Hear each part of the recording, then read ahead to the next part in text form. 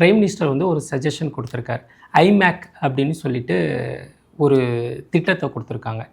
So அந்த திட்டம் எப்படி அப்படின்னா, நம்ம வந்து மும்பையிலேருந்து மிடில் ஈஸ்ட் வழியாக இஸ்ரேல் வழியாக யூரோப்பை போகிறது, கடல் மார்க்கமாகவும் ப்ளஸ்ஸு ட்ரெயின் மூலியமாகவும் நம்ம வர்த்தகத்தை தொடரலாம். அப்போ 3 days நம்ம சுற்றி போகிற ஆஃப்ரிக்கா இதெல்லாம் சுற்றி, ஆப்கானிஸ்தான் இதெல்லாம் சுற்றி போகிறப்ப, மத்திய தரைக்கடல் வழியாக போகிறப்ப, செங்கடல் வழியாக போகிறப்ப நிறைய இம்பேக்ட் இருக்குது. நம்ம பொருளை அபகரிக்கிறதுக்கு நம்மளோட எதிரி நாடு பாகிஸ்தான், ஆப்கானிஸ்தான் இவங்கெல்லாம் நம்மளோட பொருளாதாரத்தை ஹைஜாக் பண்ணுறதுக்கு நிறைய ரீசன் இருக்குது.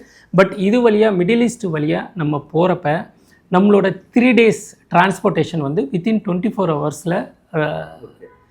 ரீச் ஆக முடியும். அப்போ மோர் தென் 48 hours வந்து டைம் ஷேவிங் நம்ம பண்ண முடியுது. அதுவும் இல்லாமல் டிரான்ஸ்போர்ட்டில் வர்த்தகம் ரொம்ப ஃபாஸ்ட்டாக நடக்கிறப்ப இரு நாடுகளோட புரிந்துணர்வு நல்லபடியாக நடக்கும்.